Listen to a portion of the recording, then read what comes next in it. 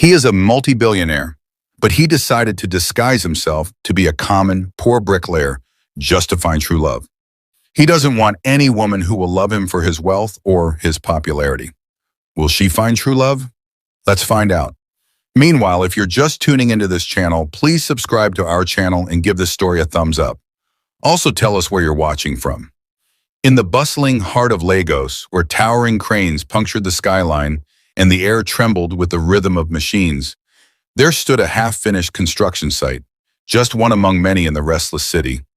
Beneath the scaffolding, in a sea of cement, sweat, and sand, worked a man no one paid much attention to.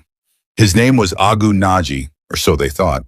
To his fellow bricklayers, he was just another laborer trying to earn a day's meal under the unforgiving sun. But Agu was no ordinary man. He was a billionaire in hiding. Behind the dust-caked face and worn-out clothes was the mastermind of one of Nigeria's largest construction empires, Agu Tech Holdings. He owned estates in Banana Island, had dined with presidents, and made deals in Dubai and Singapore. Yet here he was, bent over cement blocks, lifting bricks with trembling arms, and silently observing a world that would have bowed before him had they known his name. Why? Because Agu was tired. He was tired of women who only loved the sound of his bank account, tired of friends who smiled only when he gave, tired of yes men, pretenders, and gold diggers. His last relationship had ended in disgrace. He had overheard his fiancée bragging to her friends about how she would endure his looks just to secure the lifestyle. That night, Agu stood by his penthouse window overlooking the Victoria Island skyline and made a bold decision. He would disappear. He shaved his beard, changed his hairstyle, donated his luxury wardrobe, and instructed his assistant to keep his whereabouts hidden.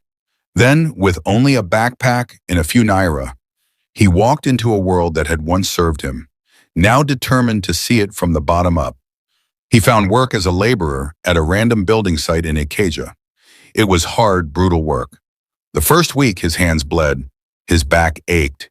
He ate cold bread and drank sachet water. No one recognized him. To them, he was just that quiet new guy, and that suited him perfectly. Yet, as the days passed, he saw what he had come to see.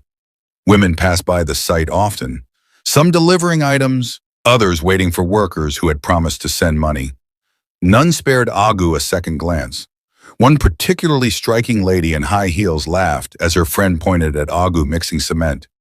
"Even if I'm dying of hunger, I'll never marry a man like that," she said loud enough for him to hear. Another woman selling snacks refused to hand Agu a meat pie when he couldn't pay in full. "No credit for men who can't afford real jobs," she sneered. The rejection was sharp, but it didn't surprise him. What struck Agu most was how easily dignity was stripped from a man based on his appearance. Here he was, the owner of the entire site, being looked down upon by the very people whose bills he unknowingly paid. But Agu didn't flinch. He worked harder. He woke up at dawn, swept the dusty grounds, carried more bags than he was assigned, and earned quiet respect from a few older workers who admired his diligence. Still, most people avoided him. Mothers warned their daughters to stay away from men who smell of sweat and failure. No one knew his name. No one cared. Yet every night, after scrubbing off the grime from his skin with cold water from a cracked pipe, Agu would stare at the night sky and remember his mother's words. "If you want to find a woman who sees your heart, not your house, you must first cover your crown." And so he remained there, working, watching, waiting. One evening, as he sat alone near a stack of blocks, watching the sun dip behind Lagos rooftops, he wrote in a small journal he had hidden in his backpack. Day 27. I have seen the eyes of women who see nothing but my dirt. I have heard the laughter of men who think a man is only as worthy as his shoes. But somewhere in this dust, I believe there is still one soul who sees beyond it. I must find her. And then, as if fate had heard his silent prayer, the next morning arrived with something different. A gentle voice, a familiar clatter of dishes, and the scent of freshly cooked jollof rice. That was the morning Veronica walked into his life, balancing coolers of food on her head, unaware that her path was about to cross with a man whose secret would change her life forever. The morning after Agu's journal entry dawned with a dull gray sky and the promise of more sweat. The building site was already alive by 6 o'clock a.m. Metal clanking, foreman barking, and the air thick with the smell of wet cement and diesel. Agu moved slowly, exhausted from days of labor and sleepless nights. He hadn't eaten since the previous morning, his pocket was empty, and the stale bread he had hidden under his bag had been eaten by rats. He was kneeling by a pile of bricks when he heard it. A soft, rhythmic jingle, metal spoons clinking gently in a plastic bowl. He turned his head. Walking through the gate was a young woman balancing 2 stainless steel coolers on her head, wrapped in an old scarf. Her wrapper swayed with each step, and though her slippers were worn, she walked with grace. She couldn't have been more than 22. She looked tired but determined. "Hot rice, beans and dodo," she called out with surprising cheer. Her voice cut through the noise and settled like warmth in Agu's chest. For reasons he couldn't explain, he watched her longer than he should have. Most of the workers rushed forward to buy food, but Agu remained at a distance. She moved efficiently, scooping rice, measuring beans, and dashing out meat with a soft smile and a soft thank you. Her movements were smooth, practiced. Her hands moved quickly, but there was a gentle kindness in her face, different from anything Agu had seen since arriving. Eventually, the crowd thinned. She stood, fanning herself with the lid of a cooler, when Agu approached, slowly, cautiously. "Good morning," he said, his voice hoarse. She looked up. Her eyes were large, dark, and steady. She studied his face for a moment, then smiled. "Morning, sir. You want rice?" Agu hesitated and patted his pockets, embarrassed. I was just coming to ask for water." Without blinking, she reached into her carrier bag, pulled out a sachet of cold water, and handed it to him. "No problem. You look tired. It's hot today," she said. He took it. "Thank you." Just then, a crumpled N500 note fell from his pocket and landed in a muddy puddle. He bent to pick it up, but she was quicker. Veronica crouched down, picked it up gently, and rinsed it with water from her hand-washing bottle. Then she dried it with the edge of her wrapper before handing it back. Agu stared at her, stunned. Most women would have grimaced. Some might have mocked, but she handled the dirty money as if it were gold, without judgment, without hesitation. "What's your name?" he asked. "Veronica." "Veronica," he repeated, almost to himself. "I'm Agu." She nodded. "Nice to meet you, Agu. You look like someone who works too hard and eats too little." He laughed, a small, genuine laugh he hadn't felt in weeks. "I suppose that's true," he replied. That afternoon, Agu returned to her food stand and ordered a small plate of beans and plantain. He didn't have enough money, but she gave it to him anyway. "Pay when you can," she said simply. He tried to protest, but she waved it off. Over the next few days, it became a routine. Agu would look for her every morning, and Veronica would always greet him with that same quiet smile. Sometimes she gave him extra meat. Other times, he would help her carry the coolers to the bus stop after lunch. The other workers noticed and began whispering, laughing. "Agu Don, fine wife," one joked. But Agu didn't care. He was drawn to her simplicity. She didn't try to impress. She didn't speak loudly or dress to attract. Yet she had a dignity about her, a strength he couldn't explain. One evening as they sat beside the cement mixer, sharing a sachet of groundnuts, Agu asked, "Why are you always so kind to me?" She looked up at the sky for a moment, then said softly, "Because I've known what it feels like to have nothing and still need kindness. People look down on you fast in this world. I just don't want to be one of them." Agu was silent. Something inside him shifted. In a world where people chase money and status, here was a girl who still believed in dignity, empathy, and honor.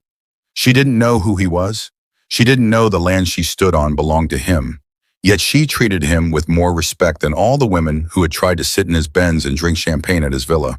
And so, slowly, a seed was planted. Not of desire, not of infatuation, but of something deeper, hope. Because for the first time since he began his disguise, Agu thought, maybe, just maybe, she is the one I've been waiting for. The rainy season crept into Lagos like an unwelcome guest. Gray clouds gathered daily, casting long shadows across the city's skeleton buildings. The once dry and dusty construction site became a muddy maze. Boots sank into the earth, cement dried slower, and tempers rose faster. But amid the chaos, one thing remained constant: Veronica and Agu's growing bond. Every morning, despite the rain, Veronica still came. She now tied a nylon sheet over her coolers and wrapped her scarf tighter against the wind. Her clothes were often soaked by midday, but she never stopped smiling, especially when she saw Agu. They didn't speak much in front of others. They had developed a quiet understanding, a connection in the way their eyes met across the scaffolding. When Agu was too tired to walk over, Veronica brought the food to him. Sometimes he paid, sometimes he didn't, but she never once asked for money. Other workers started to notice. Some teased, some mocked. Veronica must be doing charity work now. See love in the rain. Sister, better shine your eyes. This one no get future. Agu heard it all. So did Veronica. But she never responded. She kept serving food, kept laughing, kept wiping her cooler lids clean, as if the words around her didn't exist. But not everyone stayed silent. One afternoon, a woman appeared at the site, dressed in a tight blouse and loud slippers, her expression as sharp as a kitchen knife. It was Madame Ijoma, Veronica's aunt. She marched across the mud-streaked site, her face twisted in anger. When she spotted Veronica sitting on a slab of concrete beside Agu, laughing over a shared sachet of chin-chin, she exploded. "Veronica!" she shouted. "What are you doing sitting with this dirty man?" Agu slowly stood, confused, but Veronica's face had already paled. "Auntie, please," she said softly. "He's not what you think." "I said stand up," Madame Ijoma roared, grabbing her niece by the arm. "So this is why you're always late? Sitting with a bricklayer? Is this what you've become?" Veronica tried to explain, but her aunt was relentless. "You think a man who can't afford 3 meals is a husband? You think love will feed you? Foolish girl, if your mother were alive." Veronica flinched. Agu watched quietly, fists clenched at his sides. He wanted to speak, to defend her, to tell this woman she was insulting a man who could buy 10 of her shops and still have change. But he stayed silent. He had chosen this test. He had chosen this path. Before he could step forward, Madame Ijoma shoved Veronica's food cooler to the ground. Plates shattered. Rice and stew spilled like fallen pride. Everyone froze. "I don't want to see you near this man again," she spat. "You've disgraced this family enough." Then she turned and stormed off. Veronica stood motionless. Her lips trembled, but no tears came. Slowly, she bent down and began picking up the broken plates. Agu knelt beside her. "I'm sorry," he whispered. She shook her head. "Don't be. You didn't do anything wrong." That night, Agu waited near the back of the site where a small wooden structure stood. He didn't see her again that day. But when the sun disappeared and the clouds opened, the rain fell in sheets. Still, she didn't come. He worried. Maybe she had been forced to leave. Maybe Madame Ijoma had locked her inside. Maybe he had pushed her too far just by existing in her life. Then, just before midnight, a soft knock echoed from the edge of the site. She stood there, shivering in the rain, carrying nothing but a nylon bag of clothes and a plastic spoon. "My aunt said I'm no longer welcome in her house," she said quietly. "She said if I choose to associate with a man like you, I should find somewhere else to sleep." Agu stared at her, heart pounding. There's a dry corner in the building," he said. "It's not much, but it's safe. You can rest there." She nodded, and just like that, Veronica entered his world. Not the world of secrets and wealth, but the real one. The raw one. The one with no roof, no furniture, no comfort. Just 2 people trying to survive.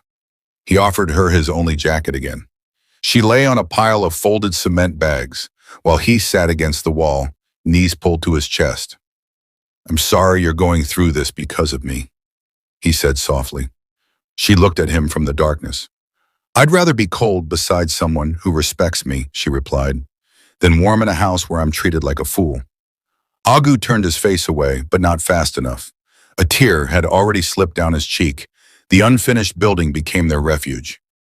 Veronica didn't complain. She swept the corner, arranged their shoes neatly by the wall, and folded her clothes into a nylon bag that became her pillow. They had no fan, no stove, no electricity, only the wind and the stars and the cold cement beneath their bodies. But still, every night, Veronica smiled. Every morning they woke before the sun rose.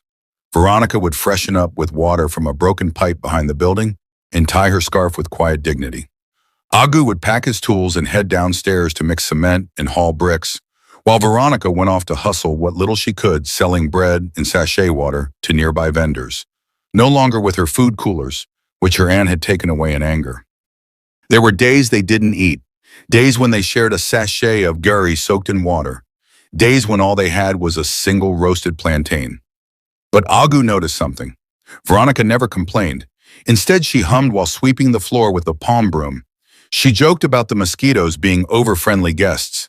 She made the cold building feel like home with nothing but her voice and her presence. And every night after Agu returned from work with sore shoulders and blistered palms, she would welcome him like a king returning from war. "You're back," she would say softly, offering him the first bite of whatever meager meal they managed to find. "You look tired, but still strong." Her words lifted more than his spirits. They lifted the weight he carried. The guilt, the secrets, the fear that maybe this disguise had gone too far. One night, the rain came with thunder. The wind howled through the open windows, slamming wooden planks against the wall. Agu woke up startled to find Veronica shivering beside him, her arms wrapped around herself. Without hesitation, he pulled her close. She didn't resist. She rested her head against his chest, and he held her, feeling her heart beat against his. Neither of them spoke for a long while. Finally, she whispered, "Do you miss home?" Agu paused. He could have said, "I own a mansion in Ikoyi."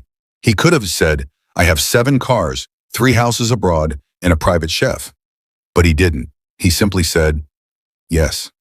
Veronica nodded. "Me too." They lay there in silence, listening to the rain beat down like war drums on the zinc roof. In that moment, Agu realized something powerful. Veronica wasn't in love with his money because she didn't know it existed. She had fallen in love with the man beneath the surface, with his quiet strength, with his kindness, with the part of him even he had forgotten existed. The next morning, Agu watched her as she fetched water from the broken tap. Her wrapper was damp, her slippers worn thin. She was the very picture of hardship. But her eyes shone with something rare, contentment. And that, to him, was more beautiful than diamonds. Later that day, Agu's coworker, Sunday, teased him at lunch. "You and that hawker girl, love in the gutter? Are you two planning to marry under the scaffolding?" Agu smiled politely, but said nothing. That evening, as he and Veronica sat side by side, sharing a roasted corn cob, he turned to her. "I've never known peace like this before," he said. Veronica laughed gently. "We're sleeping on cement, Agu." "Yes," he replied, "but my heart has never been softer." She grew quiet. Then she asked, "If I told you I had nothing to offer, no future, no money, would you still sit here beside me?" He didn't hesitate. "I'd sit here for the rest of my life." She turned to face him fully. "What if we never leave this building? What if this is all we ever have?" Agu looked around at the broken walls, the hanging wires, the exposed rebar. Then he looked at her. "If I have you beside me, I won't notice." In that moment, something passed between them. Something deeper than words. A promise. A bond. Not one sealed by wealth or luxury, but by shared struggle, by trust, by quiet love built in silence and cement. That night he lay awake staring at the ceiling beams. He knew the end of the test was near. He knew that soon he would have to reveal the truth. But a question haunted him. Will she forgive me for not telling her sooner? Weeks passed. The rainy season softened, but Agu's feelings grew stronger, richer than the soil beneath his tired boots. Every day he worked harder. Every night he returned to Veronica with scraped palms and aching muscles, yet her presence made everything bearable. Her laughter, her resilience, her ability to find light in the darkest corners. It humbled him. One evening, as the sun dipped low and the sky turned golden behind the skeletal building, Agu sat with Veronica, watching her stitch a torn hem on her wrapper. She was focused, lips slightly parted, hands working gently but efficiently. "You sew well," he said. She smiled without looking up. "My mother taught me, before she passed." Agu nodded, hesitating. You speak about her often. She was my best friend, Veronica said softly. She taught me how to cook, how to sell, how to pray when I'm in pain, and how to smile even when life is unfair. Agu swallowed hard. He wanted to take her away from all of this, to lift her out of the dust and place her in the palace she deserved. But he wasn't ready, not yet. The truth would come, but only after one last step. The next day, Agu went to the market alone. He sold an old wristwatch he had been holding on to. It wasn't real gold, just a symbol, a reminder of the world he had left behind, but it fetched enough for a small gift. That night, under a full moon and beside a flickering lantern, Agu reached into his pocket and pulled out a ring. It wasn't made of gold or diamonds. It was a copper wire twisted carefully around a small, smooth stone he had found while working. It was crude, but it sparkled in the light like a hidden treasure. Veronica blinked, confused. What's this? She asked gently. Agu's voice trembled. It's not much, but it's the only thing I've ever given someone with my whole heart. Veronica stared at him. I have no house, no savings, and nothing to offer except my love. Agu continued, but if you'll accept this, I'll spend the rest of my life building something better. With you. Tears welled up in Veronica's eyes. She held the ring delicately, as if afraid it would break. You're the only man who ever respected me enough to ask, she whispered. Then slowly she slid the wire ring onto her finger. Yes, she said, 100 times, yes. They sat in silence for a long time, fingers intertwined, the wind gently swaying the tall grasses around the building. Somewhere in the distance, a church bell rang. The city buzzed with its usual noise, but their corner of the world was still sacred. The next morning, word spread among the workers. You've proposed to her? One asked, incredulous. With what money? Another laughed. Love won't pay rent, my brother. Some shook their heads, others jeered, but Agu remained calm. He had nothing to prove to them. Veronica, however, faced it all with grace. Let them laugh, she whispered to Agu later. The world laughed at my mother too, until the day she passed and the whole street cried. In her, Agu saw the kind of strength wealth could never buy. And in him, Veronica saw the kind of man no amount of status could create. Together, they were building something invisible to the world, but unshakable at its core, love. The wedding day arrived like a dream wrapped in morning mist. There was no cathedral, no choir, no white carpet, just an open space near the building site, a faded canopy borrowed from a local event planner, and a few plastic chairs arranged in rows. Agu wore an old gray suit donated by one of the masons. Veronica wore a simple white dress she had sewn herself using leftover fabric and threads she bought from the market. Her veil was made from a sheer curtain she found in a nearby trash heap and washed diligently for days.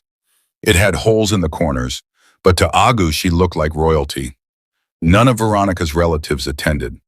Madame Ijoma had forbidden anyone from shaming the family further by showing up. The workers came, though, not because they believed in the marriage, but because they were curious. Let's see this love that lives on hunger, someone muttered under their breath. Agu's heart pounded, not with nerves but with anticipation. He was about to reveal everything. As the officiant, a retired pastor from the nearby street, began to speak, Agu's mind drifted to all the moments that had led him here. The muddy puddles, the torn wrapper, the sachet water she gave him without hesitation, the nights they slept on bare cement, the morning prayers Veronica whispered softly when she thought he was asleep. Now it was time. Just before the exchange of vows, Agu raised his hand gently. Please, just a moment. He turned to the small crowd of workers, onlookers, and curious neighbors. Then he turned to Veronica, who stood there wide-eyed, unsure of what was happening. He reached into his pocket and pulled out an envelope. He handed it to the officiant, who read its contents aloud. Certificate of Ownership, Agu Naji, CEO of Agutech Holdings, sole owner of Lagos Skyline Projects, and all associated real estate assets. There was a heavy pause. Someone dropped their water bottle. Murmurs erupted. Agu stepped forward and took the microphone. My name is Agu Naji, he said. I own this building site. I own the company that employs most of the men here. I came here dressed in cement, covered in sweat, not to deceive, but to see if love could survive without wealth. He turned to Veronica. And you, Veronica, fed me when I had nothing to offer. You gave without asking. You defended me when everyone else mocked me. You saw me when I was invisible. Veronica stood frozen. Tears slipped down her cheeks. She opened her mouth, but no words came. The workers, many of whom had once laughed at Agu, now stood in stunned silence. Agu stepped closer. This dress is not humble, he said to her gently. It's powerful, because the woman wearing it loved a man without knowing his name. He knelt. And now that you know it, Veronica, will you still be my wife? Through the tears, she nodded, and then her voice came, soft, trembling, and sure. Yes, with all my heart. The air shifted that day. News spread like wildfire. The bricklayer is a billionaire. People who once laughed now whispered in awe. Phones buzzed with blurry photos from the simple wedding. Headlines swirled across local blogs. Mystery groom at Ikeja construction site turns out to be Tycoon Agu Naji. But the truest moment of awe came after the ceremony. Agu held Veronica's hand as they stepped into a gleaming black SUV that had arrived just minutes after the vows were exchanged. Veronica, still stunned, sat in silence as the car glided past familiar streets and turned toward parts of Lagos she had only seen on TV. They stopped in front of a magnificent glass mansion in Ikoyi. The gates opened slowly. "Welcome home," Agu said. Tears rolled silently down Veronica's cheeks. This is your house?" He nodded. "It's ours now." Inside, maids and security guards stood respectfully. Veronica's mouth opened in shock. The living room alone was larger than her aunt's entire compound. Later that evening, Agu drove her back, not to the mansion, but to the same dusty building site. The workers had gathered. Some were still in disbelief. The same men who had once mocked him stood stiffly, awkwardly, ashamed. Agu stepped out and addressed them. "This site was built with your hands. Today I honor that." He turned to the foreman. "Double every worker's salary, starting now," and he looked at Veronica with pride. "A new foundation will be laid here next month. It will be a community center and scholarship foundation in Veronica's name, for the daughters of every laborer who dreams of more." There was silence, then slowly, applause, then tears. Madame Ijoma arrived moments later, breathless and stunned. Her eyes searched Veronica's, pleading. Veronica walked over, calm and steady. "I don't hold bitterness, Auntie, but I will never forget how quickly you threw me away." Madame Ijoma collapsed to her knees. "Forgive me." Veronica lifted her gently. "Forgiveness is a gift," she said softly, "but respect must be earned." That night, as Agu and Veronica stood hand in hand under the stars, he whispered, "Thank you for loving me when I had nothing." She smiled. "I didn't fall in love with your money, Agu. I fell in love with your soul." And beneath the night sky, with no disguise left to wear, Agu finally felt free.